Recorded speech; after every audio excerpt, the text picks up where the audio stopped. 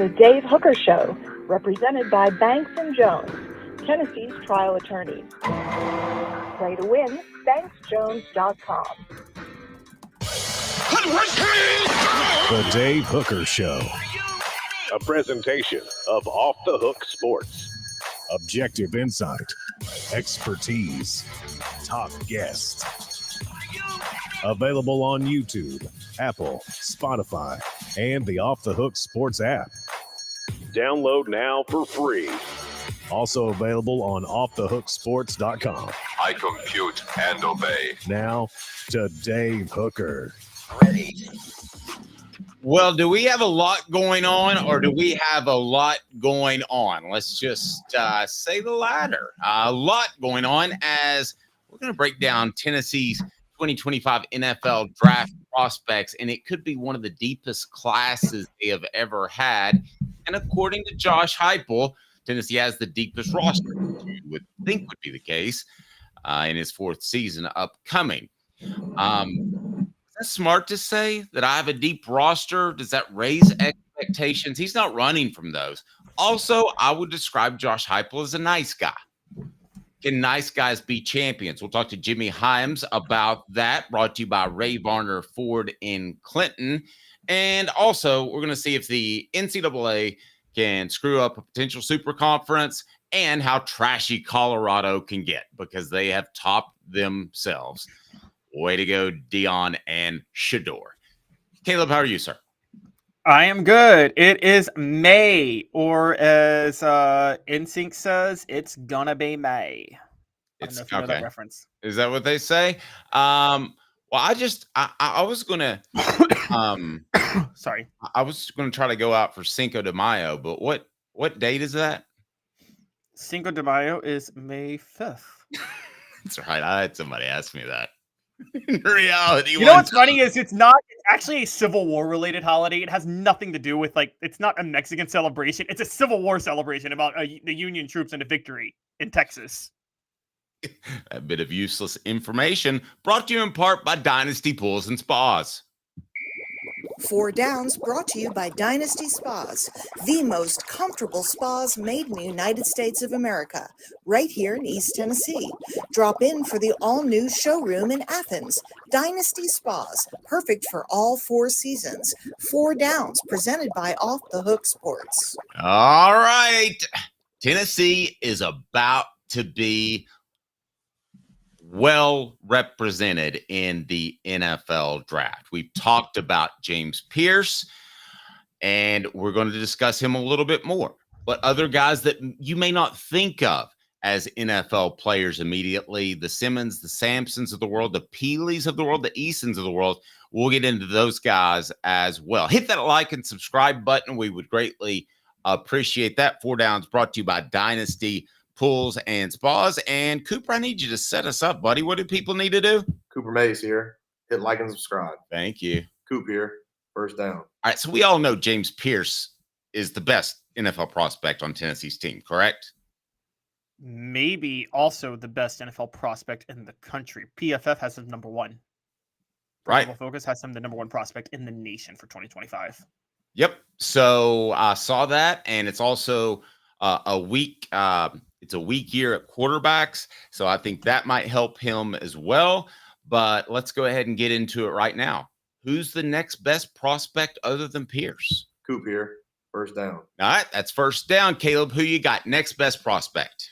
And by the way, we want your input on the message board, so go ahead and tell me what you think. I think it's Brew McCoy. I think it's Brew McCoy, assuming he's healthy. Brew McCoy is a rare physically gifted receiver. And on top of that, he shows a willingness to do all the necessary little things. I mean, so he's basically Juwan Jennings, but I think faster, quite honestly. So I think it's easily Brew McCoy.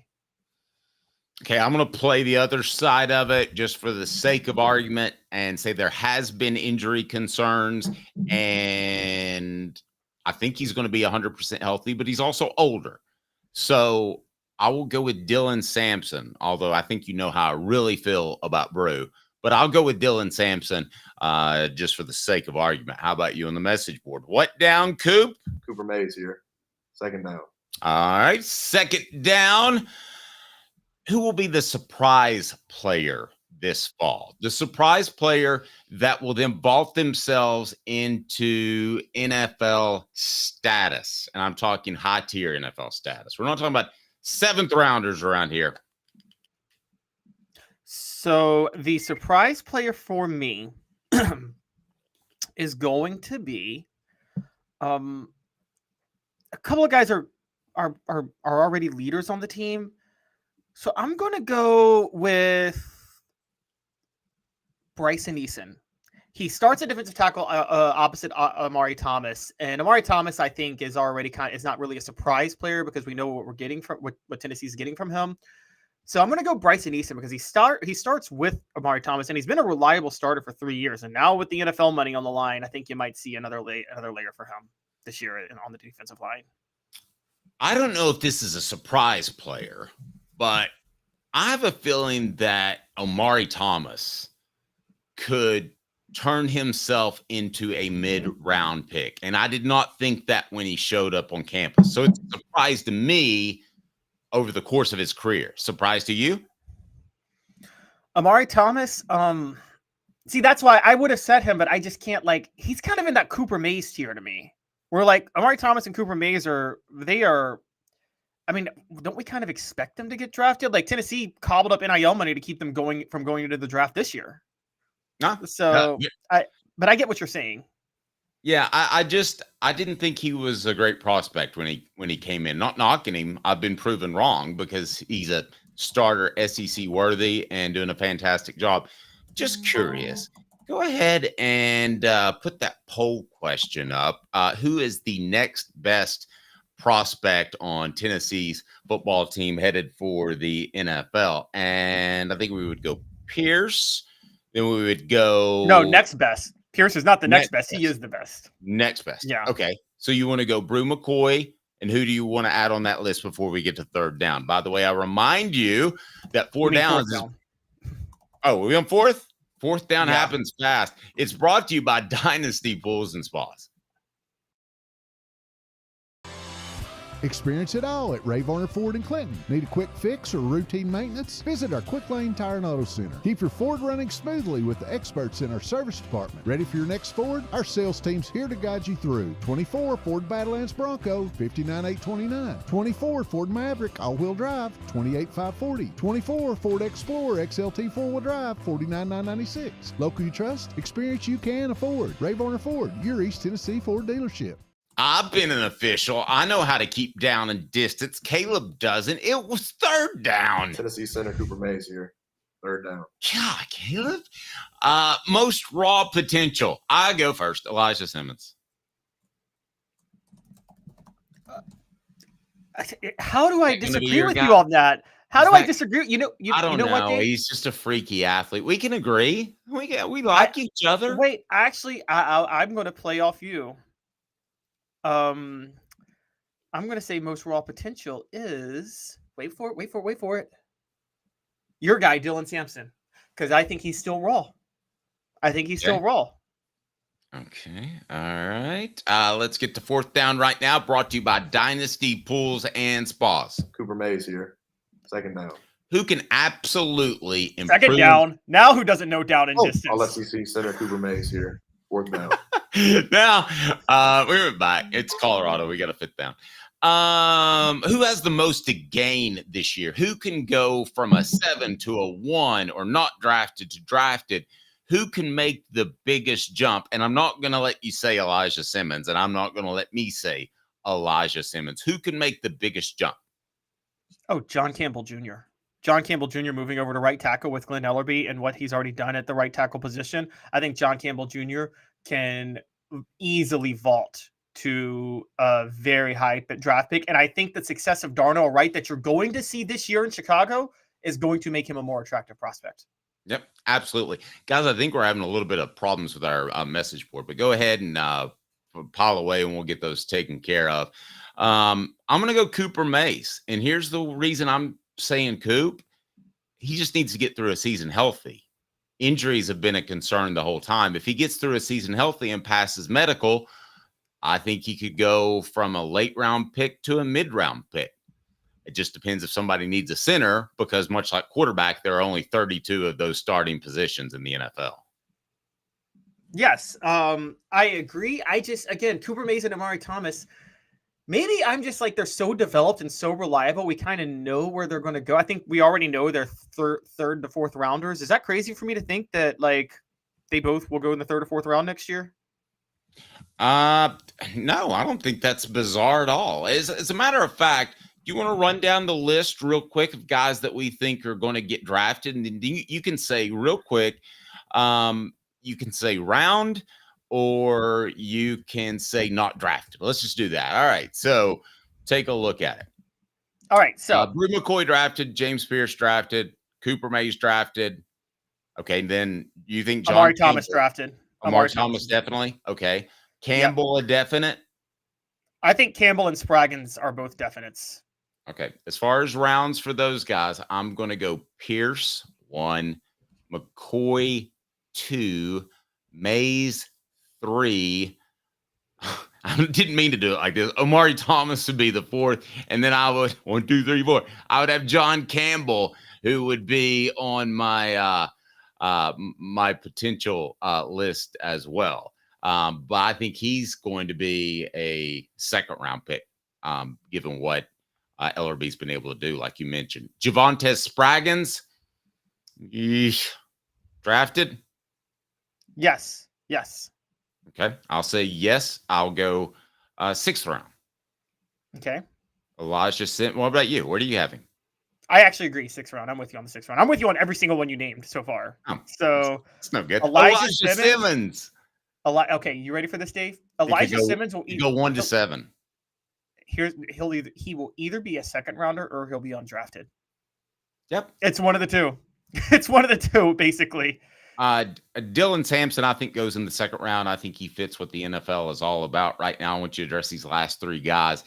Keenan Peely, again, it's going to be an age and injury thing that's going to work against him. So I would say 4th round for Peely. I'm going to say Peely undrafted. Undrafted, fair. Yeah. Yeah. I mean, I think he's actually 72 years old. And then Bryson Eason. 7th round. I think he works his way into the 7th round as a surprise pick. Here's where I want to go with this, Dave. You covered the deepest Tennessee football draft class. In case you remember, it was 2002. Mm-hmm. Wasn't it? John Henderson, Albert Hainsworth, and Dante Stallworth were all top 12 picks, weren't they, that year? Yeah. And Tennessee was – it's hard to put in perspective if you've been what you've been through the past 10 years of how talented Tennessee used to be.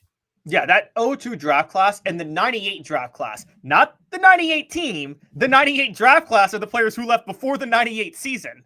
That was a loaded draft class, as was the 2000 draft class. But yeah, 98, 2000, and 2002 were all just insanely loaded draft classes for Tennessee guys. Go back and look them up. I think this draft class could rival it. Now, here's where I go really crazy, because this is possible, Dave. Is it possible that Tennessee has the number 1 draft pick in 2025 and 2026, but different position guys? Yes, and I thought about that. Are you referring to whom? James Pierce going next year, and then Nico Iamaleava going the year after. I thought you might go there. Yeah, I think that's a possibility. I think Pro Football Focus's report was very accurate that the quarterbacks this year that are going into the NFL draft in college football are not great. But how many times have we said that in May and they end up pretty good? We didn't even know who Drake May was this time last year. This time 2 years ago. We knew this time last year. This time 2 years ago. Sorry, yeah. That is correct. Yeah, that would be, I agree. And Pierce is the most obvious one. That's probably why he's number 1 right now. And Pro Football Focus does go numbers based. Now but the question would be, if it did happen, if Pierce maintains his number 1 spot, there have been schools that have had back-to-back number 1 draft picks. That's not crazy. I think Oklahoma just recently did it with like Baker Mayfield and Kyler Murray.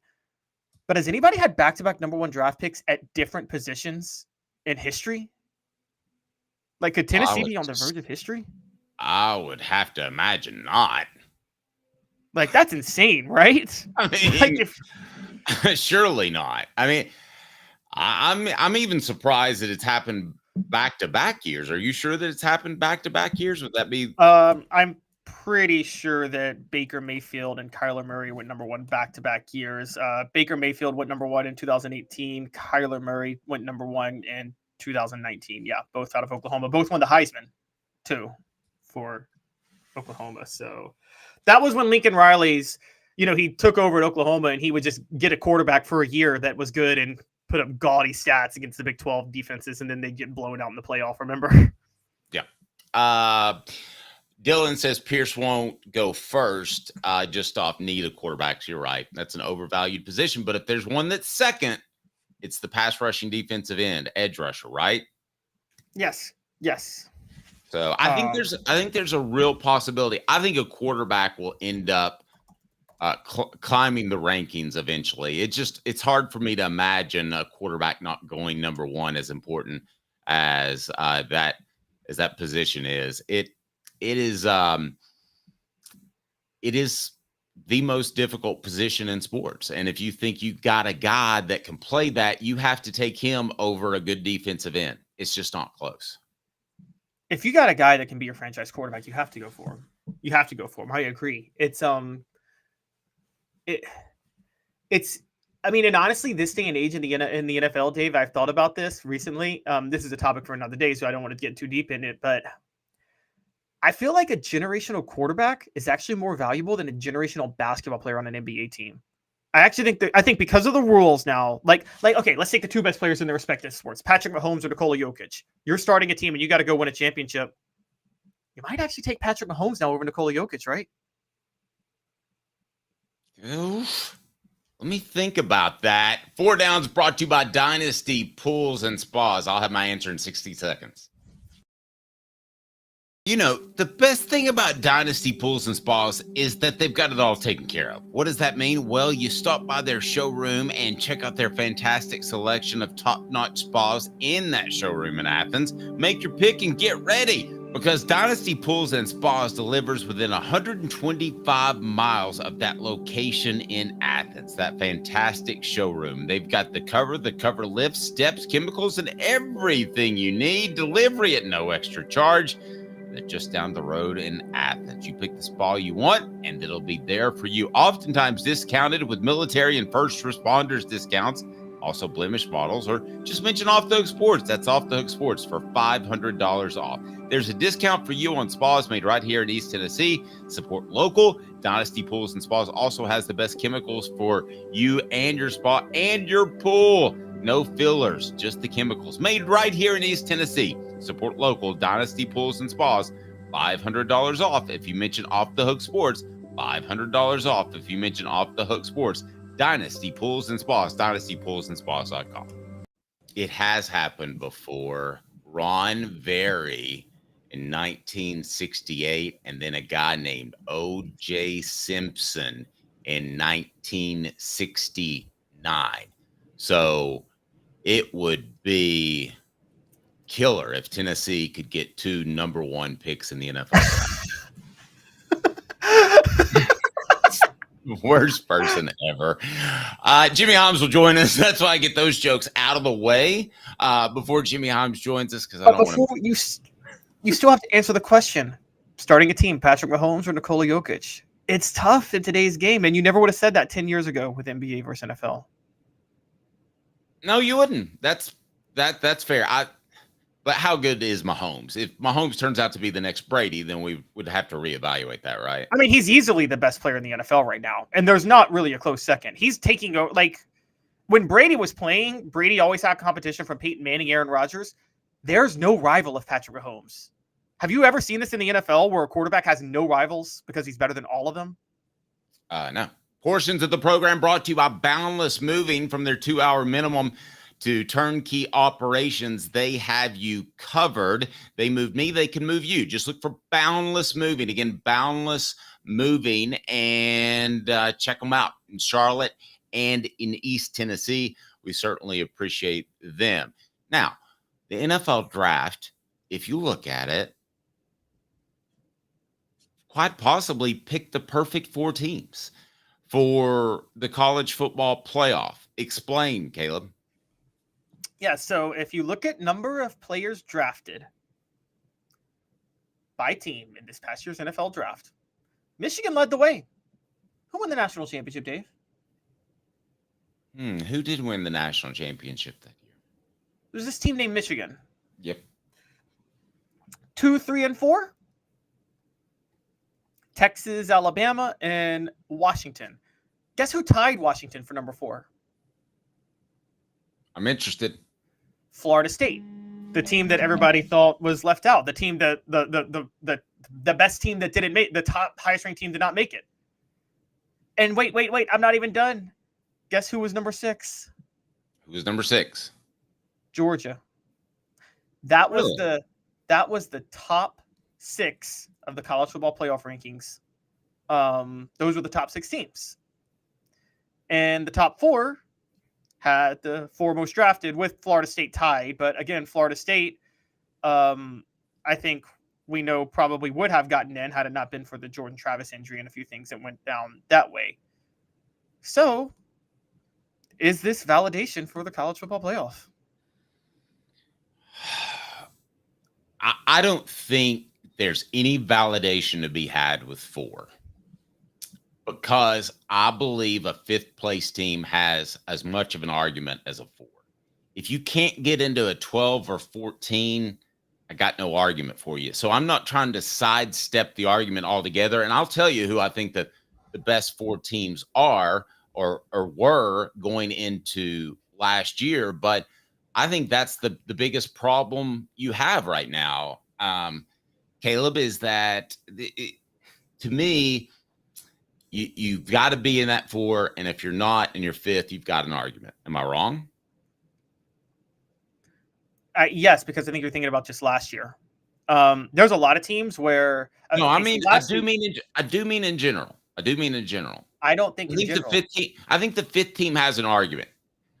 I don't think the 13th or 15th team has an argument. But see, here's my issue with that. The 5th team had an argument this past year. And by the way, Georgia had an argument too, because honestly, on a talent base, Georgia might have been the best team in the country last year. But then you go back to 2022. The 3rd team didn't even have an argument. It should have just been Michigan and Georgia playing for the national title. They were the only 2 undefeated teams. The other 2 who got in were TCU and Ohio State. Both of them had a loss and didn't even win their conference. I don't think either of them had an argument. And by the way, we found out TCU didn't have an argument because that was embarrassing what happened to them. So it goes year to year. I mean, this is the catch. And I get what you're saying, go to 12 because like 13 never has an argument. But there are some years where 5 has an argument. There are some years where 7 has an argument. And then there's some years where really nobody more than 2 has an argument. Isn't that fair to say? Yeah, it's year to year. That's very fair to say. So out of that group, I think I know what you're going to say. Which of those teams could Tennessee have played with and hung with and perhaps beat? Well, this past year? Yes. Well, I mean, we had the evidence with Alabama and Georgia, right, and they didn't hang, and they hung with Alabama, but I think Alabama just toyed with them in the first half. I know people disagree with me on that. Y'all can disagree with me all day, but Alabama just toyed with them. I disagree with that. But anyway. Okay. I don't think they could have hung with Michigan, even though Michigan is not like Alabama and Georgia were significantly more talented. I'm going to say they were more talented than Michigan, but Michigan was so disciplined that I think Tennessee would have just made too many mistakes, and Michigan would have cashed in very early to take control of the game. I think they could have hung with FSU, and I think they could have hung with Washington because I just don't think those 2 teams were that great, quite honestly. Please hit the like and subscribe button. We'll have Jimmy Hyams joining us a little bit later. Always appreciate him. Brought to you by Varner Ford. Will we be having this same conversation about the 13th team or the 15th team, depending on if it's 12 or 14 playoff? Will we even be having the same conversation, Caleb? No, what we're gonna have more conversations about is why do we have 12? We're gonna be spending most of our time saying, why do we have to like? I'm disagree. Telling you guys, I've always said, even before they went to 4, 8 was the number. Because if you're 9, you have no argument. That's a 2-loss, maybe a 3-loss team. 8 was But the number. What's that? I said 8 was the number. I'm with 8 you was on the that. number. 8 was the number. I mean, it kept the regular season great because what you could have done with 8, assuming the old Power 5 stayed in place before the Pac-12 just decided to fold, you could have had the 5 Power 5 champions, the best team from that group of 5. You know what I'm talking about? Those lesser leagues. And then you could have had 2 wild cards. Would have been epic. So much fun to watch. Nobody wanted to listen to me, but it's okay. 8 was the number. Here's the problem. Again, we're just 2 years removed from the selection committee saying, damn, we don't want to put any of these other teams in, but we got to put 2 more in because we got to put 4, and there should have only been 2. Now you're going to 12. I'm telling you, Dave, what's going to happen is when there's a 12-team playoff, we're going to look at years and saying, 9 through 12, they don't really deserve to be in, but we got to put them in because we have a 12-team playoff. You're going to be seeing that. You're going to see a 3-loss Penn State get in. I tell you what, if it hadn't been for 2 guys that were born that worked together named Nick Saban and Kirby Smart, I think we would have had some great college football playoff games. I think you just happen to have a generational, when I say generation, we overuse that word. I'm talking about a once every 50-year coach in Nick Saban, maybe the best ever in Nick Saban, and then his protege in Kirby Smart.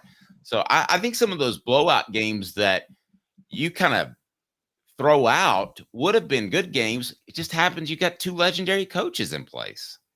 Okay, but let's just go back to this past year. If there were a 12-team playoff, you're looking at this 12-team playoff and you're saying, okay, the automatic bids would have been Michigan. Let's assume the new Pac-12 teams are in the Big Ten. So the automatic bids are going to be Michigan, Texas, I guess from the SEC, Florida State, and the Big 12 champion is, I mean, it's all the way down at Arizona at number 14. But then so then your wild cards become Washington, Alabama, Georgia.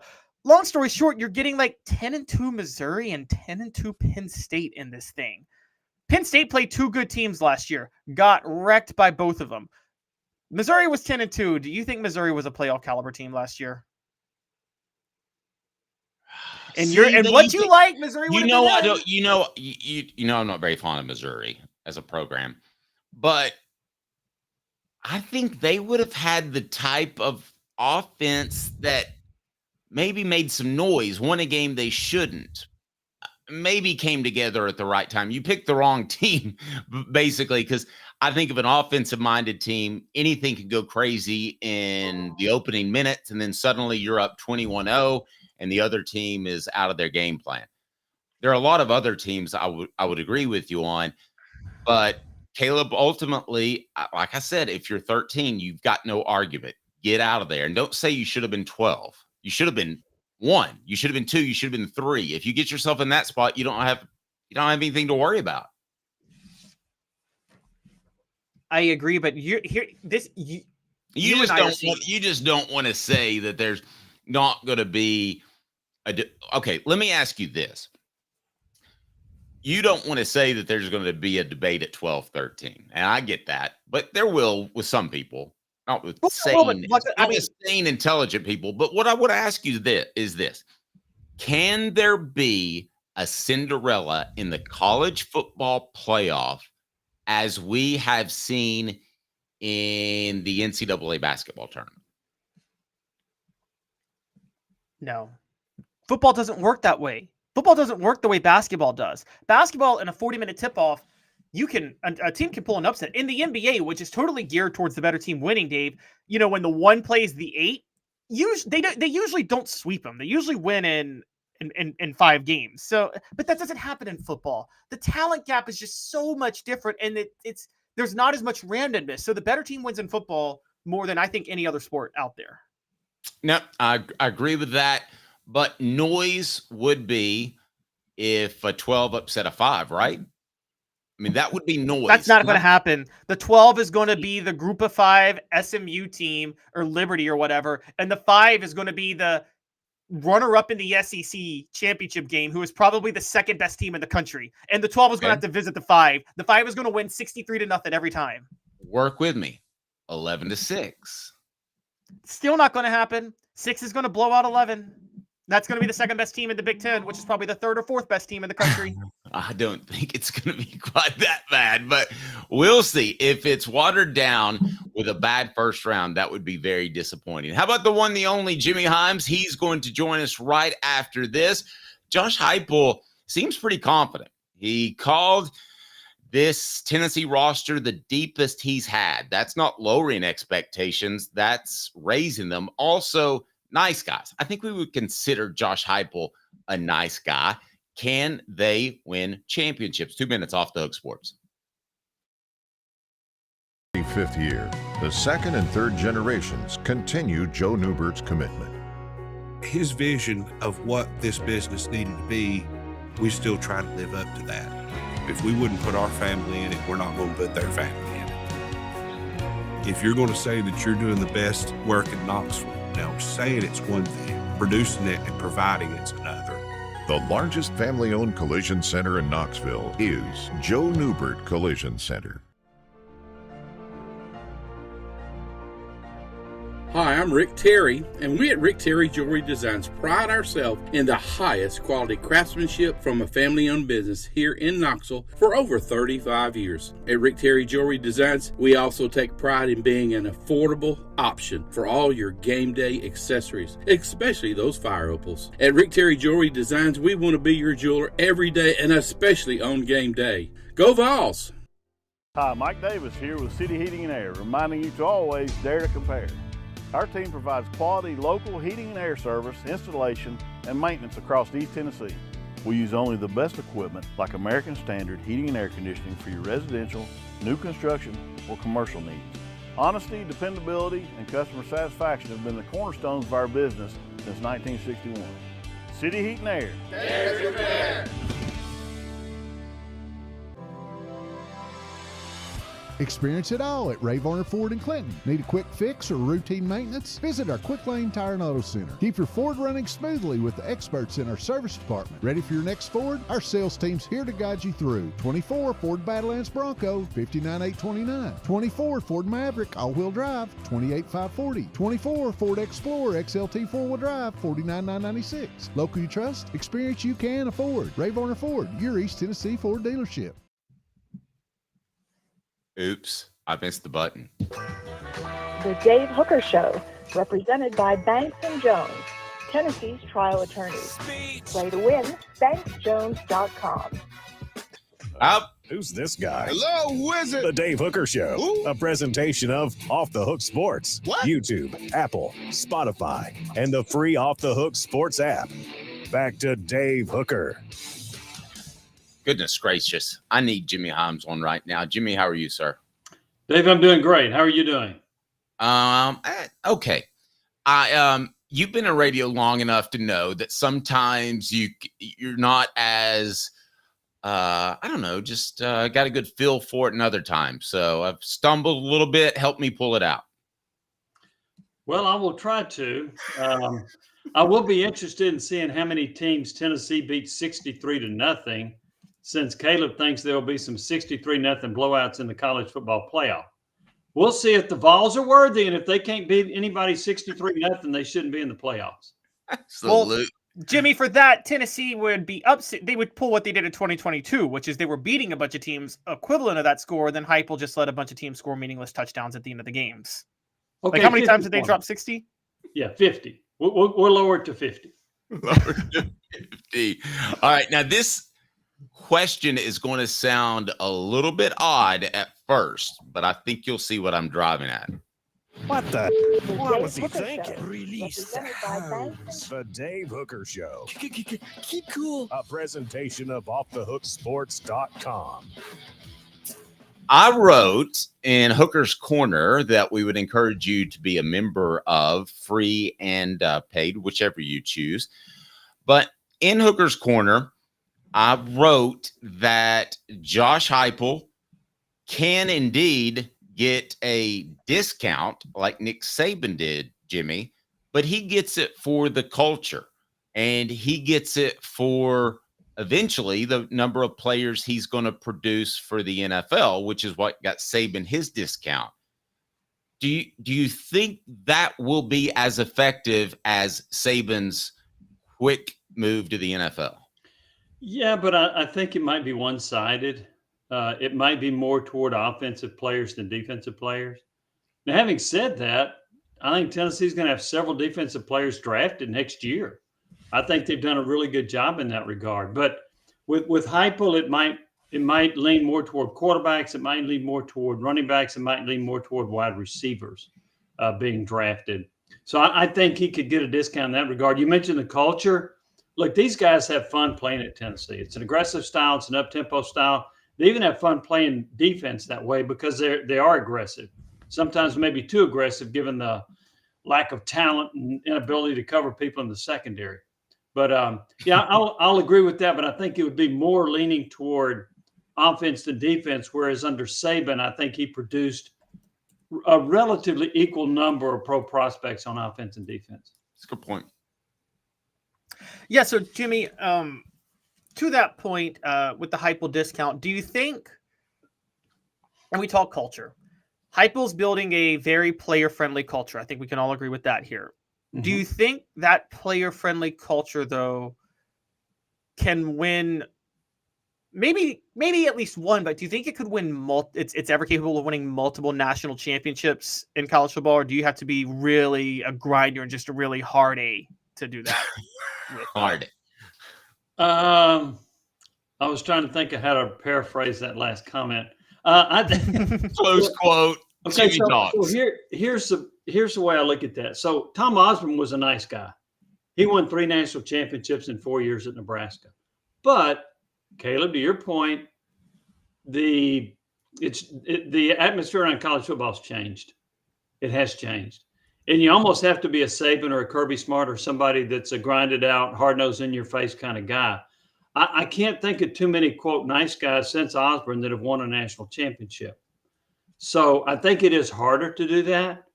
Now, if you're a nice guy and you got the best players in the country, you can win it.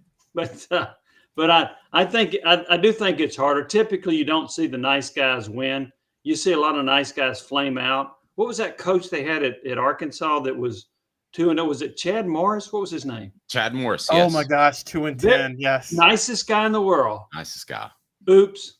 So you have a few of those along the way. So I do think it's harder if you have the nice guy, great culture, fun atmosphere, than if you have, as opposed to the Georgia or even Michigan last year or Alabama, what we've seen in recent years. You know what?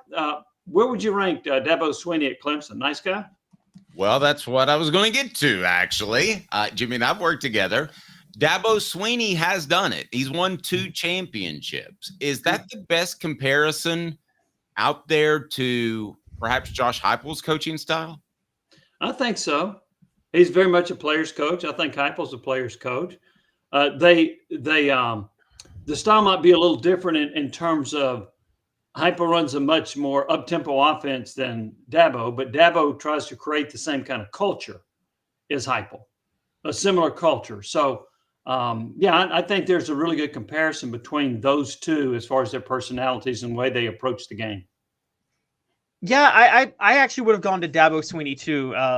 I guess the only difference is I think Dabo is very, and I'm not saying this is a bad thing for Heupel, but Heupel's very nice and a player's coach, but I don't think he's as honest as Dabo. I think Dabo won a lot of goodwill over the years because he was so straightforward and upfront with his players. And I mean that in a nice way. He was nice to them, but he was upfront with them. And he tried to help them even if they weren't going to play. I know the story of, Jimmy, you probably remember this. I don't know if you do, Dave, but when Kelly Bryant lost his starting job to Trevor Lawrence, Dabo gave him a heads up. Look, you're probably not going to start here again, but tell me where you want to go and I'll make some calls and I'll help you try to find another landing spot in the portal. And I think things like that bought Dabo a lot of goodwill over the years. What about somebody like, I'm not going to count Ed Orgeron or Gene Chizik. Caleb, can I jump in on just for 1 second on the Swinney thing? And with what you were talking about, as far as the approaches and how they handle NIL, they've been far different. Has Dabo been too nice and too honest and saying, I hate NIL? He's changed his tune a little recently, but Jimmy, he pretty much discounted it. And I thought that turned a lot of people off in recruiting. Do you remember what he said at the Orange Bowl? That he did not so much NIL. he did not want to go out and get a lot of players in the transfer portal because he did not want to recruit over the current players that he had. He wanted to develop them. Now, the Clemson players that we interviewed all said, boy, we appreciate that, and that makes us have great loyalty to our head coach. But does it make your roster better? There are some that think that Dabo is going to have trouble winning another national championship because he doesn't dive into the portal as much as he probably should or could. And I don't know that they're dishing out a lot of NIL money. So there is the concern that the current state of college football might be passing Dabo by just a little bit. Doesn't that give him, does that increase your respect for him to a certain degree, Jimmy? Because like Dabo practices what he preaches. He's not a hypocrite with the NIL. He doesn't believe in NIL, but he also doesn't believe in the transfer portal. And therefore, even if it's to his own detriment, he's not going to take advantage of something he doesn't believe in. Well, I respect that, but I also wonder if I'll respect his win-loss record as much over the next 3 years as I did when he was winning national championships. So there's a give and take there. I think he will continue to have success at Clemson, but I don't know if he'll ever have that success that he had where he was playing for national championships. Did he win 2 and lose 1 national championship games? Yes. Yes. So I don't know if he'll ever get back to that. Now, will he get in the college football playoff? I would think so.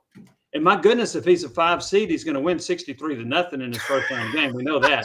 But I don't see him at the same level that he used to be because I don't think he's bringing in quite the talent level that he used to. Maybe Dabo was ahead of the curve, Jimmy, not with NIL, but being a player's coach. When you and I worked together in the early 2000s, player's coach was practically an insult. It was like adult, I mean, that guy gets pushed around by his players. But now they have so much more leverage. Do you have to be a player's coach? Well, I think to a degree you do. Now, I don't know, was Nick Saban a player's coach? You could argue that to a degree that he was because he always tried to improve their value. Was he hard on them? Was he, as somebody said earlier, a hard A? Yes. And there were a number of players that couldn't handle it and left the program. Now, a lot of them left because they weren't getting playing time either. So I think you can be hard-nosed and still be a player's coach if you have the – look at Rodney Garner. I think he's very hard-nosed, but the players love him. They may not love him during the 90 minutes of practice they got, but off the field, he shows them that he cares about them. So I think you can be both in terms of being hard-nosed and still be a player's coach. Having said that, though, I think Heupel really is a player's coach. Remember the first thing he did when he came to Tennessee as a coach? Okay, he had a lot of unhappy players. What's missing here? What do y'all want to do? We need to make this fun again. Nobody wants to come to the practice. Nobody wants to come into the office and talk to coaches. So he had, I don't know, handball games, flag football. He went bowling, whatever. They did a lot of team unity things, which I think was a smart thing to do. I think it brought those players together, and they wanted to play for him. And I think Dabo probably does the same thing at Clemson. I can't help but think, which coach was it of the 3 bad ones they had in a row that on their off day, as far as a team bonding thing, they went out and drug these huge rafts around, and it was like a workout day? Jimmy, do you remember who that was? Was that Butch? It sounds like something Butch Jones would do. Well, I say Butch never did take him on like one of those axe throwing things because he might have been in danger. That's exactly right. Caleb, I want you to jump in here. Don't be a soft A. Go ahead and ask Jimmy the hard A questions. It's funny because I remember, funny enough, that was the anti-Derek Dooley who said he didn't believe in all field team building stuff. He's like, we're in the room and on the field enough time during the day. I think he said something like that when and like he said, I'm not taking my staff on canoe trips. Was his exact quote. And where is he now? Yeah, no, that's true. You're right. What about coaches like? So now I want to go back.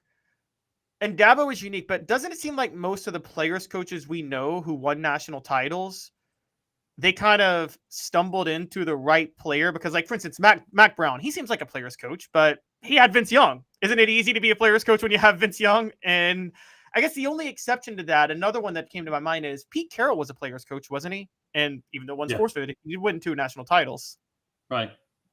If you're a Georgia fan, are you worried at all that the game could pass Kirby by because he's too much of a hard A? I don't think so, because either. Look at the recruiting rankings on an annual basis. If he's not number one, he's number two. If he's not number two, he's number three.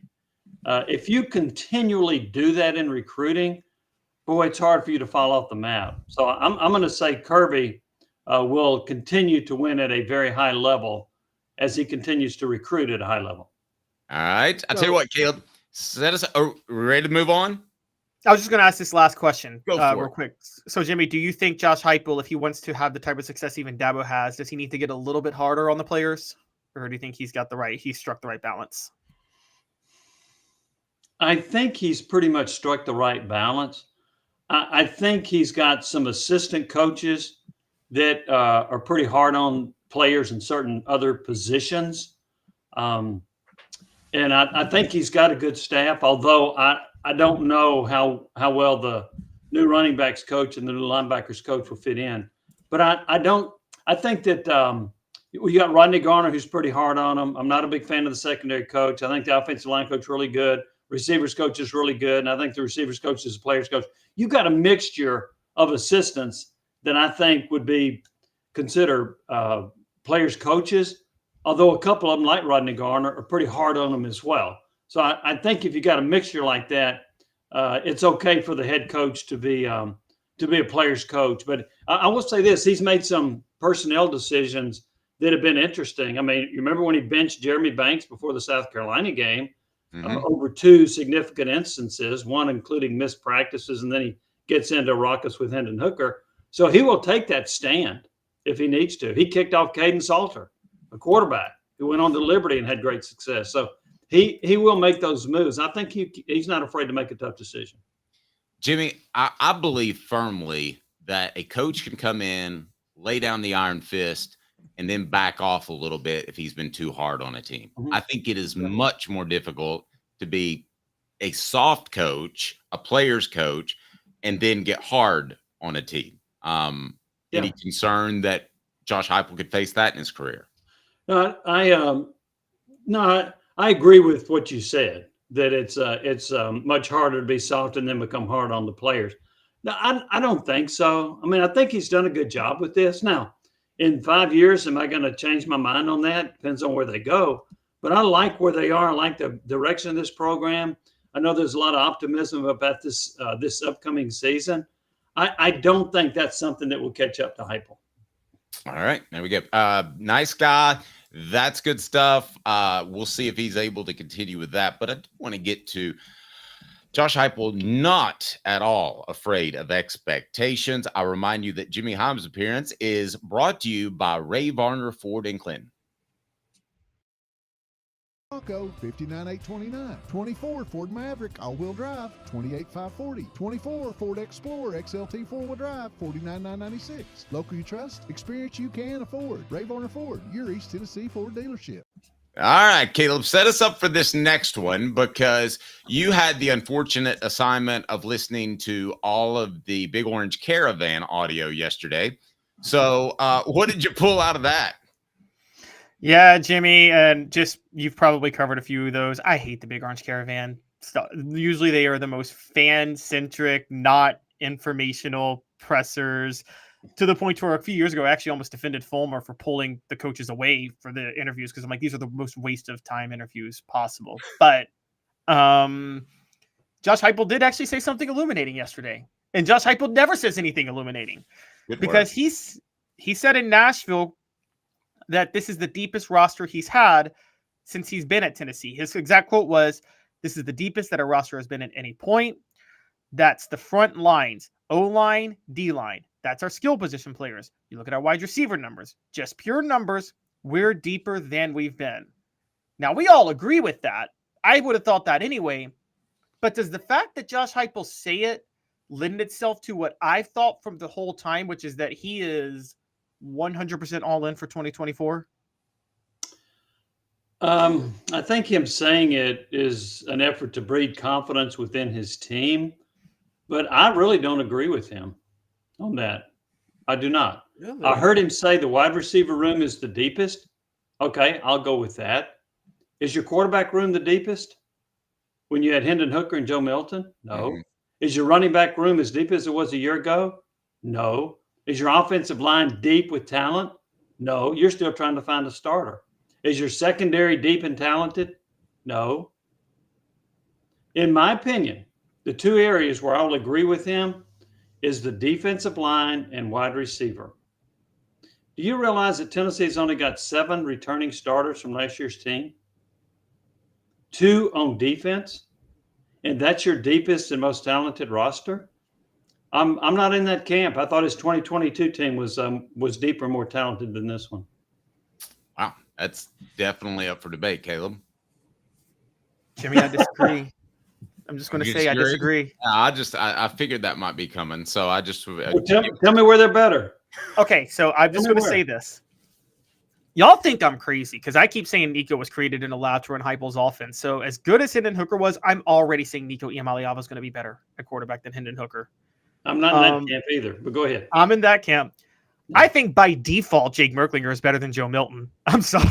I'm sorry to say that, but I just think by default, Jake Merklinger is the better quarterback than Joe Milton. I actually agree with you about the running back room. Jabari Small and Jalen Wright. I mean, like, they're both gone. So the running back room is the one area I agree with you with. But I actually think the secondary is deeper. I think the secondary is better than 2022. You might have had me with 2021 when Alontae Taylor was still there. But I think this secondary this year, and again, a lot of this is projection. I get it. You're saying they're deeper based on proven talent. I agree with you on that. I'm going based off projections, though. I really do feel like I would take this defensive back unit, the secondary unit of the transfer guys and Jermon McCoy and Jacoby Thomas and the potential, I do believe, of Boo Carter. I would take that over the 2022 secondary because I thought the 2022 secondary was effectively air. I mean, Kamal Bahadin was horrible that year. He got better, but he was awful in 2022. So, and offensive line. So you had me with running back and offensive line. I got you. You got me there. I'm going to stand down on those two. I got nothing for you on those. Everywhere else, though, I think they're deeper. Jimmy, apparently Josh Heupel thinks they're deeper in the secondary because they made no real effort to keep some guys that entered the transfer portal. And there was just a minimal addressing, I thought, of what they did last year. So basically, last year they're not very good, and this year they come into the season replacing everybody. Have you ever even seen anything quite like that? No, they have lost 11 defensive backs from last year's team, all of their starters, and at least six have gone on to a Power 5 school. Now, does that mean Tennessee underachieved in coaching them? Or will they go to these other schools and sit on the bench? I don't know. And we don't know where Conyers is going to go. He's the most recent. He's the 11th defensive back. Now, 3 of those had completed their eligibility, and they're off to the pros, or at least going to try to make it in the pros. I don't know how the secondary can be any better than it was a year ago, although I thought the secondary last year was awful. I think it's going to be bad again. And if these guys are going to be better, and maybe these transfers will be better than what they had, but I've seen some other transfers come in, Andre Tarantino, who didn't look all that good to me. So I'm not sold on that group in the secondary. I think they're going to struggle again. I also think the numbers could potentially be skewed a little bit because Tennessee is going to be very difficult to run against, which means that teams realize, hey, we can't run on them, better throw it. So teams may average 250 yards a game throwing. Plus, Tennessee typically jumps out to a lead, which forces teams to throw as well. But I am not sold on this secondary at all. I don't think they'll be very good. Interesting. Jimmy, as far as the statement, this is the deepest our roster has been at any point. Is Josh Heupel short-sighted in saying that because he raises expectations, or is he wise in that he stokes the NIL fires in Nashville? Well, I don't know if it's related to NIL. I think it's related to engendering confidence within his team and selling tickets. Now, when you go the direction he did, what happens if you don't make the college football playoffs? Well, then you say you're a champion of life and you get another year. Well, now how'd that work? Last I saw them, they were on some canoes. That's right. Does deliverance come to mind? But I think that I think Tennessee's 9-3. That's where I have them pegged. I have a hard time seeing them going 11-2, which is what they did a couple of years ago, and they beat Clemson in the Orange Bowl.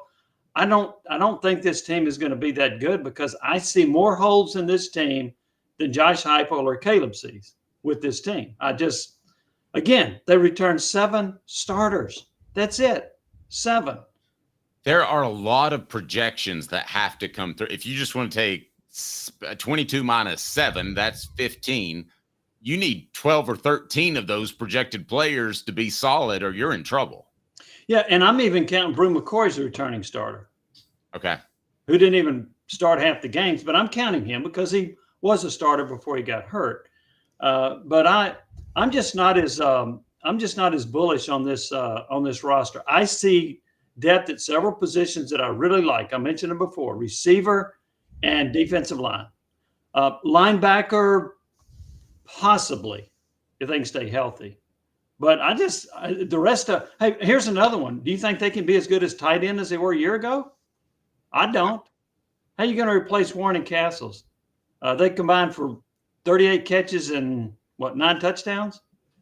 So I don't think they'll be as good as tight end either. I'm just not as crazy about this roster as some people. Interesting. Go ahead, Caleb. Give us 30 seconds. Jimmy's appearance brought to you by Varner Ford. Experience it all at Varner Ford in Clinton. Need a quick fix or routine maintenance? Visit our Quick Lane Tire and Auto Center. Keep your Ford running smoothly with the experts in our service department. Ready for your next Ford? Our sales team's here to guide you through. 24 Ford Badlands Bronco, $59,829. 24 Ford Maverick all-wheel drive, $28,540. 24 Ford Explorer XLT four-wheel drive, $49,996. Local you trust, experience you can afford. Varner Ford, your East Tennessee Ford dealership. All right, Caleb, we got to sell some cars first. Shoot. So, Jimmy, I will bolster your point on this. And I want to draw a couple of parallels and give me your thoughts because you covered both of these teams that I'm about to bring up. Because every time I usually hear a coach say stuff to instill confidence in his team, it almost never ends well during the season. And I got 2 examples for you. And you tell me if you got any vibes of these 2 seasons with Heupel saying what he said. I remember Derek Dooley ahead of the 2012 season at SEC Media Day saying you're not going to have Tennessee to kick around anymore. So you remember that one, right? When he said that? I do remember that. He was talking about Vanderbilt when he said that, I think. And then I also remember heading into the 2005 season, Philip Fulmer was so worried about getting the Auburn treatment from 2004 that he went out of his way to make Tennessee as national of a brand as possible, including saying Eric Ainge has the same qualities as Peyton Manning as a sophomore quarterback. I remember that distinctly. Does Josh Heupel saying what he said yesterday, does that draw similar concerns to you of what Dooley or Fulmer did during those 2 years? Not really. I think the 2005 season was undermined by, and I'm going to call it a fact, the fact that Eric Ainge got beat out at quarterback by Rick Clausen, and Fulmer started Ainge over Clausen. He opened the competition. Clausen had the better spring. He started Ainge. Half the team on offense wanted Clausen. Half the team wanted Ainge. I think that split the team. That was a preseason number 3 team in the country, by the way, that ended up with a losing record. You don't have any split at quarterback this upcoming season. What Derek Dooley said was just foolish, among the many things he said that were foolish. I don't have an issue with that. I do think that now if Eberle is as good as Hendon Hooker, Caleb, would you think he's better? Then he can cover up a lot of L's. I get that. I also remember that, and I do like this receiving core, but that receiving core a few years ago with Jalen Hyatt, Cedric Tillman, Devontae Payton, that was a pretty good group. So I don't think there's a danger of falling apart like those other 2 coaches did, which by the way, for Fulmer, it kind of set the table for him to be fired because he had 2 losing seasons in 4 years. But no, I don't think this team will fall off the map like those 2 teams did. Jimmy, I look at this team and I do go back to the culture, why I don't think they'll fall apart. And you said it to begin the segment, that they do have something good going there. And I really don't see that going sideways anytime soon. I don't either. Yeah, I think they'll be fine. I did see if I can address this quickly. Somebody sent in a text about if they lose Iamaleava, the season could fall apart. Is there anybody else where that could happen to?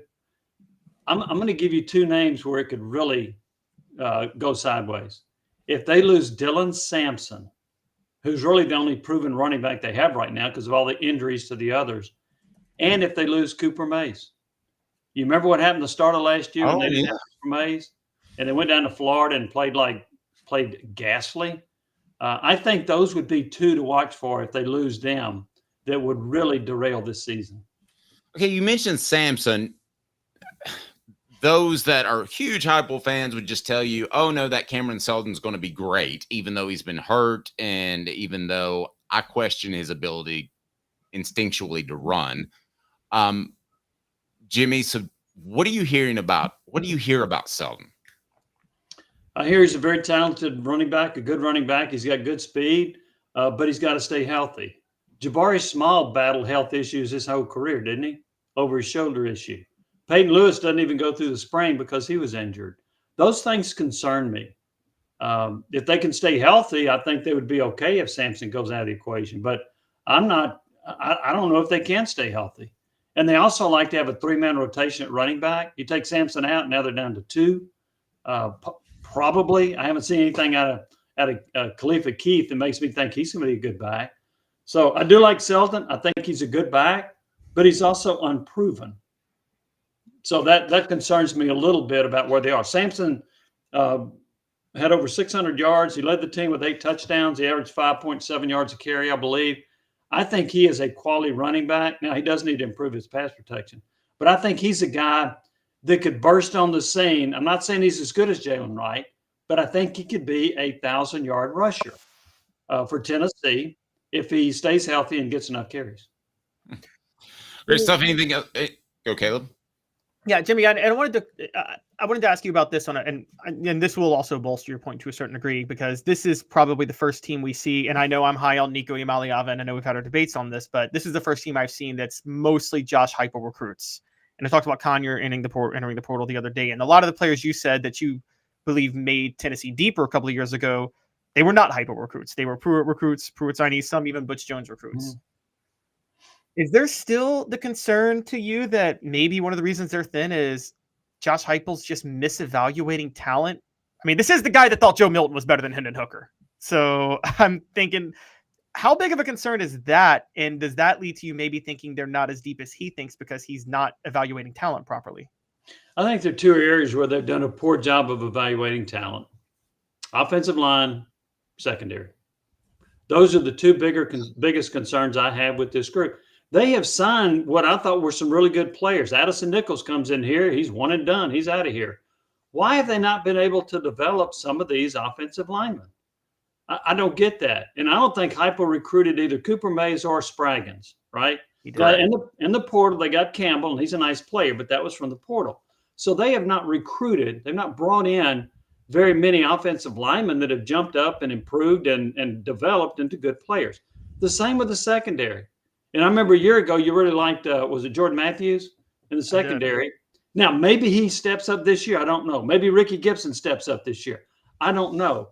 But my goodness, when you lose 11 players out of your secondary, now, in fairness, I probably should say 8 because 3 of them were done with their eligibility. And you're not any better than what you've been. And a lot of these players are going off to other schools, many of them at Power 5 schools. There's something amiss about your evaluation or your coaching in the secondary. So those are the 2 areas where I would really knock them as far as recruiting. Okay. I want to throw this one last thing at you. I'm sorry to keep you long, Jimmy, but I want to get back to the original point. And that was, quote, this is the deepest that our roster has been at any point, despite whether or not we agree with that. If you're Bill Martin, Tennessee's public relations guy, and Josh Heupel comes over to you and says, you know what I'm going to do? I'm going to throw out deepest roster at any point in my career. That'll get people excited. If you're Bill Martin, you consider the expectations, right? What would you advise him at that point? One of the deepest rosters I've had. It's so simple. That's right. And now, when you say one of, it's only the fourth roster, but at least you've covered yourself. Or I would say the potential to have the deepest roster. And again, or just say, I love this roster. Yeah, I agree with the receivers. I agree with the defensive line. I do think it's interesting that Caleb thinks Merkling is already better than Joe Milton. But here's another thought too. Didn't you think Hooker was much better his last year than his first year as a starter at Tennessee? I did, but I also think the big difference was Cooper Mays being healthy his last year. Gave him more time to throw. See, I think MLA was not going to be a finished product this year. I think he can be better in 2025. So I'm not ready to say he's going to be better than Hooker, the 22 version of Hooker versus the 24 version of Nico. So, but Nico in 2025 might be that guy. I'm not ready to say he will be this year. If you decide you want to write a column on that, that's a great topic, Jim. Oh. Jimmy, great stuff as always. Certainly appreciate you. Have a fantastic rest of the day. Thanks, Dave. Thanks, Caleb. Y'all have a great day. Thank you, buddy. Have a good one, Jimmy Hyams brought to you by Ray Varner Ford right there in Clinton. Coming up, I tried to be fair to Deion Sanders. I really, really do. I try to be fair to the NCAA, but boy, they're just out there. Coming up next. Stay tuned off Doug Sports. Bronco, 59,829. 24 Ford Maverick, all-wheel drive, 28,540. 24 Ford Explorer, XLT four-wheel drive, 49,996. Local you trust, experience you can afford. Ray Varner Ford, your East Tennessee Ford dealership. Sports Treasures in North Knoxville is one of the South's largest sports cards and memorabilia dealers, featuring over 10 million sports cards from vintage to modern. Sports Treasures carries a full line of hobby boxes, singles, autographed memorabilia, Tennessee Vol collectibles, fan cave decorations, and so much more. See a museum full of collectibles at Sports Treasures, 4819 North Broadway in Fountain City, and Sports Treasures on Facebook. Sports Treasures, where the real sports fan goes to shop. Have you seen the latest TriStar Hats Co. product? TriStar Hats Co.? What's that? You know, those really cool hats, shirts, tumblers, and even license plates with 3 stars like the official Tennessee flag and stripes like the American flag. Pretty patriotic if you ask me. Ah, gotcha. Seen those. Those are cool. Where can I get them? Simple. TriStarHatsCo.com. And if you order now, there's 10% on any order $50 or more. Plus, use the promo code HOOKED. With the promo code HOOKED, you get 10% off. That's hooked. And don't forget free shipping with any order over $50. Stock up at TriStarHatsCo.com. That's TriStarHatsCo.com. There are plenty of wannabes out there, so make sure you go to TriStarHatsCo.com for the best quality and customer service. Will do, and I'll be sure to use the promo code HOOKED. That's hooked when I do, to save an additional 10% off. TriStarHatsCo.com. TriStar Hats Co. is a trademark of TriStar Hats Co. LLC. Any use without express written consent is prohibited. Now in its 45th year, the second and third generations continue Joe Newbert's commitment. His vision of what this business needed to be, we still try to live up to that. Joe Newbert Collision Center. Dave Hooker Show, represented by Banks & Jones, Tennessee's trial attorneys. Way to win, banksjones.com. Objective coverage. Hey, that's new. If we get caught, we're going to jail. The Dave Hooker Show, a presentation of Off the Hook Sports. YouTube, Apple, Spotify, and the free Off the Hook Sports app. I'm going to need to see some identification. Back to Dave Hooker. It's Caleb Calhoun. Welcome back to the program. Well, it's good stuff with Jimmy Hyams. By the way, Tennessee just announcing, if you're listening live, that they have sold out their football season tickets for the second straight year. That's 70,500 tickets. So you talk about one of the most highly anticipated seasons in Tennessee football history. This is clearly it, and I don't think there's any question about it. I want to turn to the NCAA, likely to settle the NIL lawsuit. Now you have the SEC and Big Ten coming up with a revenue sharing proposal.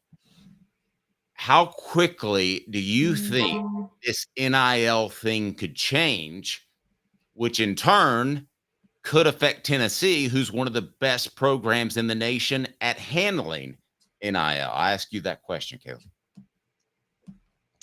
I think this NIL thing is going to get solved now very, very soon. A few things all happened at once, believe it or not, that make this kind of interesting. So let's just break down a few things that happened. The NCAA is in talks to settle the antitrust case. A lot of legal experts thought this might happen, which basically means they are going to reach a deal, and the NCAA is more than willing to reach a deal, which is kind of, I didn't see. So this is a way to save themselves. Now, settling, theoretically, they're still in violation of antitrust laws. They just don't want this to get all the way to the Supreme Court, where they could get everything struck down. So that would mean figuring out some sort of revenue sharing. So ESPN reported the settlement. At the same time, CBS reported, Dennis Dodd of CBS reported, that the SEC and the Big Ten are developing a plan to share revenue with players. And they're basically doing this against this backdrop of the NCAA looking to settle. The settlement money alone could cost universities between $15 and $20 million, apparently. And so it's all Power 4 administrators, but the SEC and the Big Ten are kind of leading the charge on that. Then there's a third layer, and this is very intriguing, Dave, and I feel like this plays into this somehow. I don't know how, but as this was happening, UAB, which is not a Power 5 or Power 4 school, joined the Players Association on the known as athletes.org, making them basically unionize. And they did it at the encouragement of current head coach Trent Dilfer. Yes, that Trent Dilfer who won a Super Bowl, maybe the worst quarterback ever to win a Super Bowl, is now coaching UAB. And it's a little bizarre to me. Is that a nonprofit? Because to get a .org instead of a .com or one of the other dots, typically you have to be a nonprofit. I mean, is this somebody doing it out of the kindness of their heart? I bet not. I bet it's somebody that's looking for a little bit of money. I would surely think so. It's basically a players association for college athletes. So they are trying to get, it sounds like they're trying to get players to start working to unionize. And it's mostly women's basketball and men's basketball teams, but UAB joining obviously is very intriguing. So this is all happening at once. I think, quite honestly, the goal of the SEC and the Big Ten is, I could be wrong, but they don't want players unionizing. If there's a settlement and there's some sort of model, the SEC and Big Ten want to try. I don't want you and Stacy unionizing. Yeah, exactly. I don't want you, my wife, and our writers, and Josh Ward and Jimmy to unionize. No, nobody wants a union. No employer wants a union. Right, which is why they try to the smart employers try to take as good a care as their employees as possible so they won't get the union, so they won't unionize. I mean, and so the SEC and the Big Ten are probably leading a way to figure out a revenue model. I don't know how this all ends up, though, but I will say this. It sounds like the NCAA is getting it out to be saved if they actually can work with the SEC and the Big Ten to create a revenue model that works. Well, they'll screw it up. Here's what it feels like to me. It feels like to me it's the Big Ten and the SEC versus the NCAA. It doesn't feel like they're lockstep and barrel anymore. And you tell me if I'm wrong. Brought to you by Don Self at State Farm. Customer service still matters. For 40 years, they built their business on taking care of their customers in the greater Chattanooga area. Go to donself.net. donself.net. Don Self, State Farm. I know you want to save money, but when you put that claim in, you want to make sure it's taken care of. Caleb, what do you make of my statement? That they'll screw it up? No, that it feels like it's the SEC and the Big Ten on one side, and it's the NCAA on the other. It feels like the NCAA is trying to hold everything together, but the Big Ten and SEC are just an inch away from jumping into that super conference. Oh, they probably. I think there may be some things the Big Ten and SEC don't want to have to handle, though. I think they don't really want to handle the revenue sharing model. I'm just going to be honest with you. I think it's very possible that's not something they want to deal with.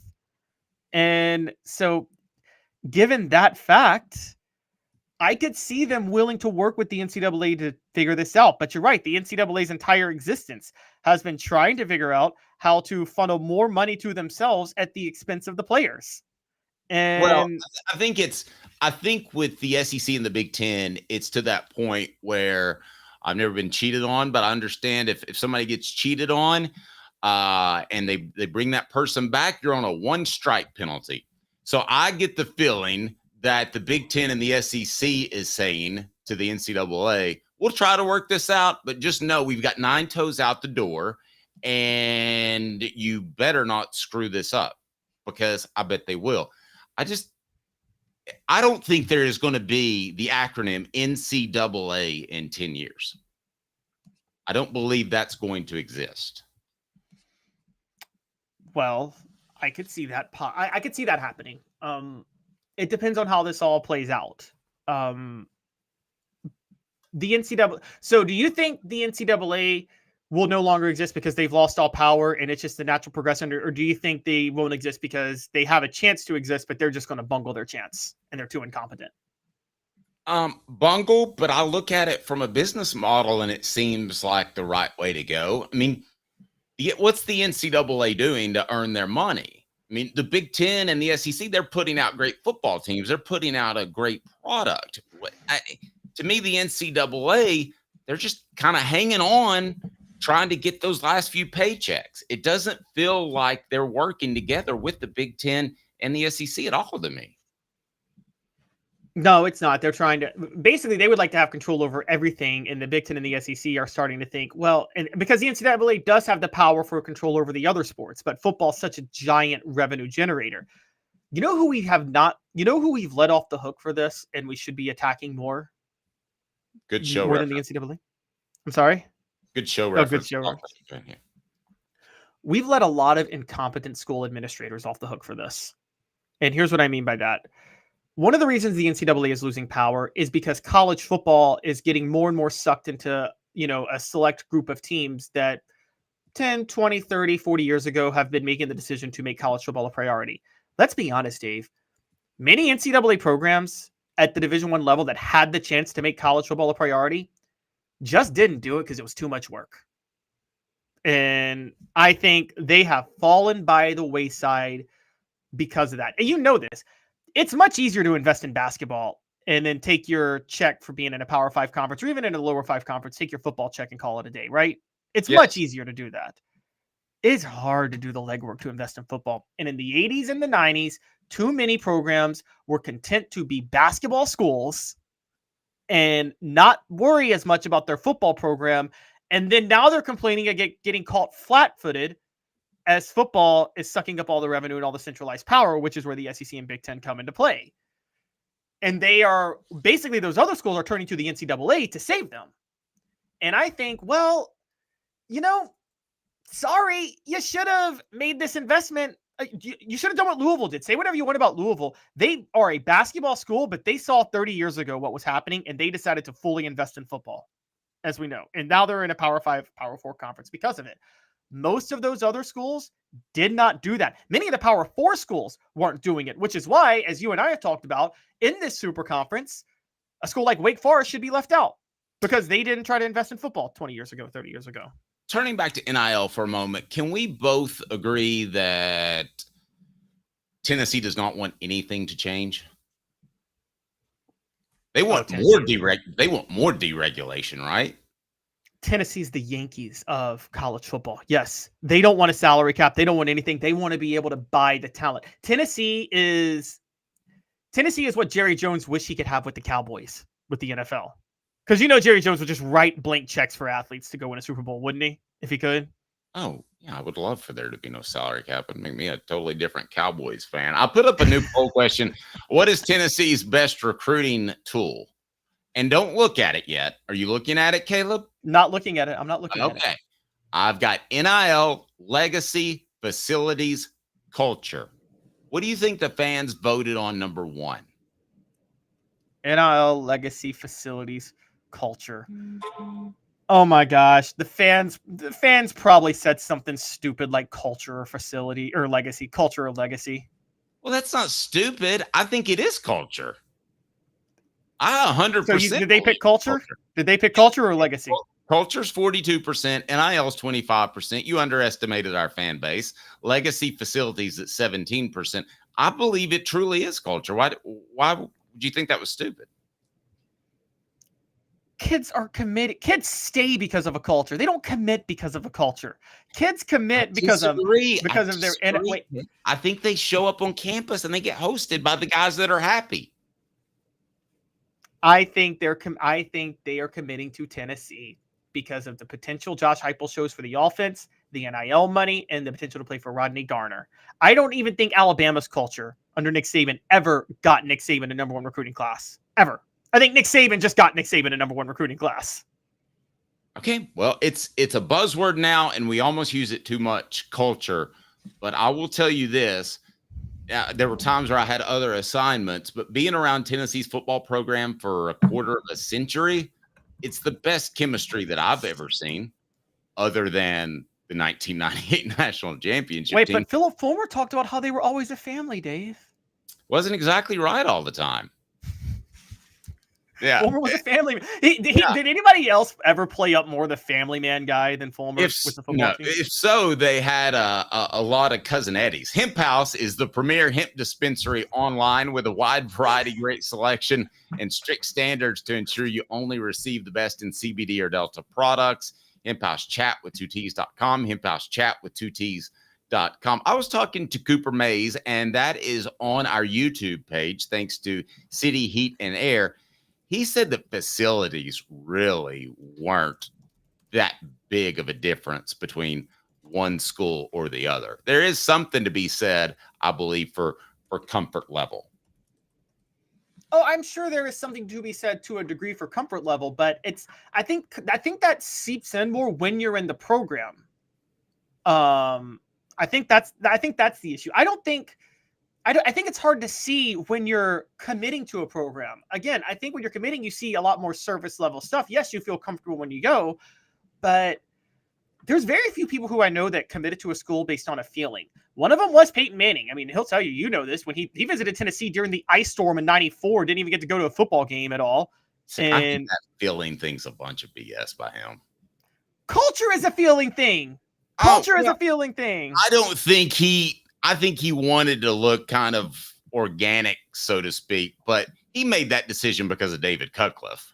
But wait a minute. Why would you make that decision because of David Cutcliffe at that moment? David Cutcliffe, his resume was coaching Heath Schuler, who was a totally different quarterback than Peyton Manning. Peyton Manning wasn't a fit for what David Cutcliffe ran the year before in '93. Thank you, Kevin. He says it is culture, probably 75% culture because of family that ultimately makes the kids' decisions. And Caleb, I know you wanted to apologize for calling fans stupid. No, I didn't. I don't know where you said that. I didn't. We're not talking about our fans. Never called them stupid either. I said they said something stupid. Oh, okay, there you go. You know, everybody's like, our programs are the best, and everybody wants to come play for us because we loved.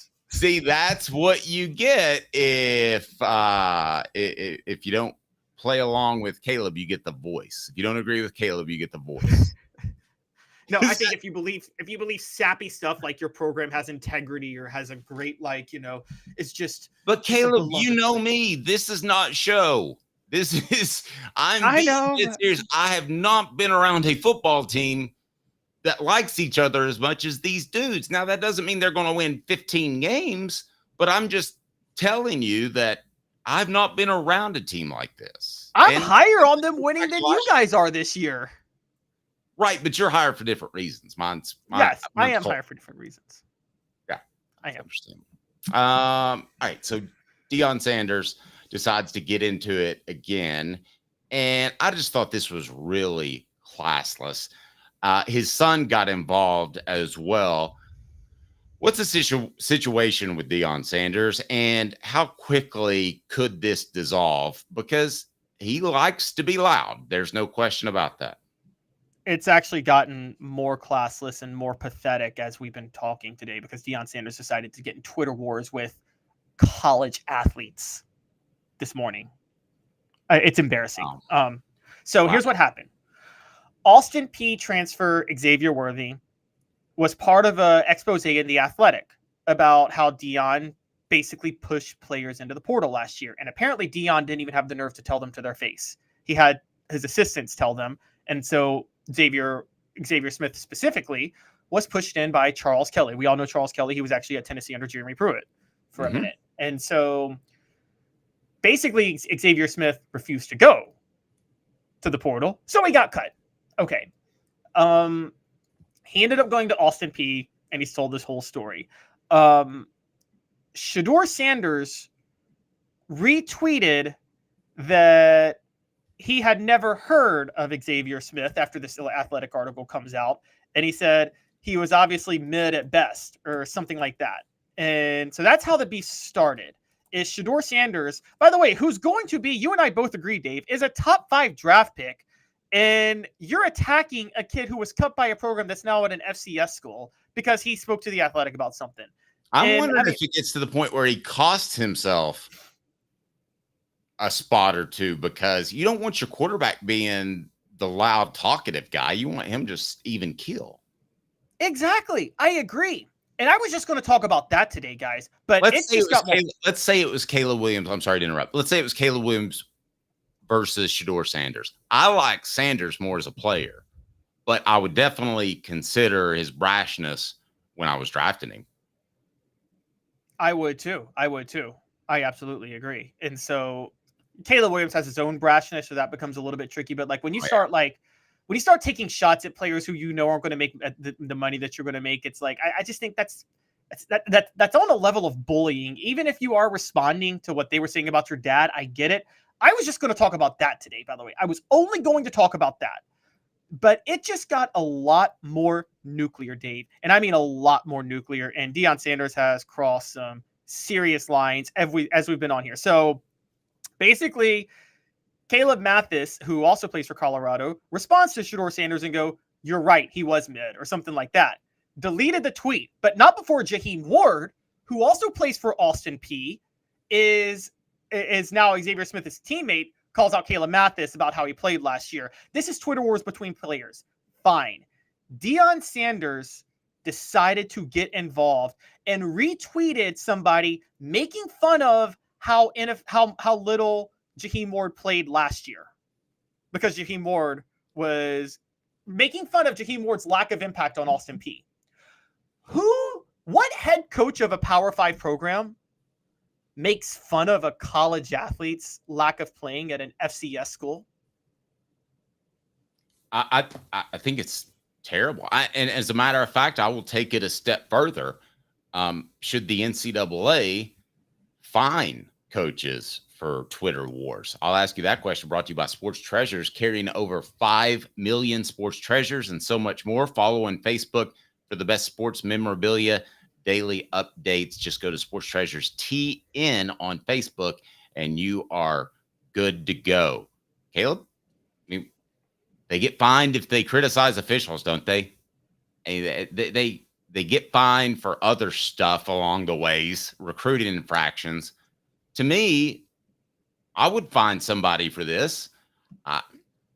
If you have an employee which is essentially what Deion Sanders is of the NCAA in a roundabout way, that's making you look bad by attacking kids, you have to address that, don't you? You absolutely have to address it. And Deion's been just on Twitter all morning, by the way. Someone told him that tell his son to stop acting like he's the coldest out here when he put up a 4-8 season. And Deion responds, he's going to be a top 5 pick. Where's your son going? I mean, this is what is he doing this? Deion always talked. I get it. You want to talk, but like you're talking to guys that are like anonymous Twitter accounts, and you're talking at players who are at Austin Peay. And it's like, But Caleb, too, you're also a 55-year-ish old man, and you're not that mid-20s guy. Use a little bit of foresight here. Exactly. Now, it depends. What you talked about with Twitter Wars, like, I'm not fully for it because, like, I love Lane Kiffin's tweeting. He's a great troll on Twitter. Lane Kiffin is hilarious on Twitter. He is too subtle to get fined. Exactly. Lane Kiffin's not going to make fun of a player at another college, though. I don't think as cutthroat as Lane Kiffin can be, do you think Lane Kiffin would ever publicly make fun of a player's production at a college? Ever? No, absolutely not. He was a player's first type of coach as well. Now, once you crossed him, he was, and we've heard that through a secret audio tape. He's willing to chuck you pretty quick, but no. But he's not going to publicly chuck you. He's not going to publicly attack the way you play. And this is what I'm seeing. Who else would even consider that? What it's other embarrassing? Give me one other coach in college football that would consider attacking their player on Twitter. No, not attacking their player. Attacking a player at another school because that other player said some stuff about their program. A former player. To me, that's not even a former player. Not even a former player. A random player that chimed in about something. Ouch. This is really bad, right? I tried to make it sound better along the way for Deion, but I couldn't fix it. No, this is a random player who got into a Twitter war with Shedeur Sanders because Shedeur Sanders attacked that random player's teammate after that random player's teammate attacked Deion Sanders. Deion Sanders decides to retweet a graphic making fun of that random player's lack of playing time last year at Austin Peay. I'm sorry, that's another level of embarrassing that, and I say this, and Dave, you said this too. We were not swept up either way in the Deion thing last year. We were not like, oh my gosh, he's going to flame out. And we were not like, he's going to go win national championships. We were like, you know what? We're going to judge him like we judge anybody else. And I thought Deion Sanders did a good job last year at Colorado. I think you do too. Yep. Going 4-8 from 1-11. But there were debates over, is what he's doing effective? Is it moral? Whatever with the transfer portal, fine. And then I was going to debate that this morning with the Athletic Report. I was actually just going to want to talk about that and Shedeur Sanders going at this guy, Xavier Smith. But now we got to reroute. We had to reroute because Deion Sanders thought it appropriate to retweet an account making fun of a player's production that he's never coached at a small school. Our message board nailed it. Look at Meade. He mentions Eli Drinkwitz. I could seriously see him doing that. That is the one guy. That is the one guy in the nation that I would say possibly. But maybe that's my own bias. I mean, I attacked Butch Jones for lecturing Eric Stryker after losing to Oklahoma in 2015 because I thought that was embarrassing. Eric Stryker's not your player. You need to just go coach your team. Deion's publicly attacking a player on Twitter and publicly making fun of his lack of production on Twitter. I mean, that has never played for him. He never even had any ties to. That plays at Austin Peay, guys. This is one of the most pathetic, embarrassing. Yeah, Deion's in a pathetic midlife crisis right now. And honestly, I've fully jumped off the Deion train. This is embarrassing what he's doing. All right, so our poll question stands at what is Tennessee's best recruiting tool? Culture, 41%, followed by NIL, 32%, legacy, and facilities with 9 and 18%, respectively. Want to remind everyone to please join Hooker's Corner, where you will be able to win fantastic prizes and get some recruiting information as well. As a matter of fact, recruiting analysis column went up this morning, so please join. We'd greatly appreciate that. Also, it's your best way to interact with me and Caleb on a regular basis, which we look forward to, as well as all kinds of big, new, exciting things happening at Off the Hook Sports. Again, I want to thank Sports Treasures, as Friday we will be giving away an autographed John Henderson helmet among those that are members. So you do have to be a paid member to win those prizes, but you also get access to our recruiting information. You get a ton. So we would love for you to be a part of Hooker's Corner, just $9.98 a month. Why do I say 98? Because 1998. Caleb, anything else you would like to add about Deion Sanders? I just think that I don't know if I'm going nuclear enough on him for what he did today. And if any other coach did this, I mean, I don't want to bring race into it, but like, I think Deion Sanders is providing cover for a lot of the abuses of players that we called out for a long time with coaches. We've talked, this, Dave. There's a racial undertone where you see a lot of white coaches, white administrators, white institutions mistreat primarily black athletes. And now we're seeing Deion do it to an incredibly higher degree. And I think we're letting it slide. And it's going to provide cover for other administrators and coaches who want to do that in the future. And that's a problem. Yep. And that stuff will come back to bite you. They won 3 games last year? Four. Okay. Yeah. If you win 4, not this year, but next year or the year after that, this type of stuff comes back to bite you. Just like, what was it? The trash can of destiny that Butch Jones had? Yes. The trash can. And what Deion just did is more immature than every. What Deion just did is more pathetic and embarrassing than anything Butch Jones did his entire time at Tennessee. Strong. He's Caleb Calhoun. I'm Dave Hooker.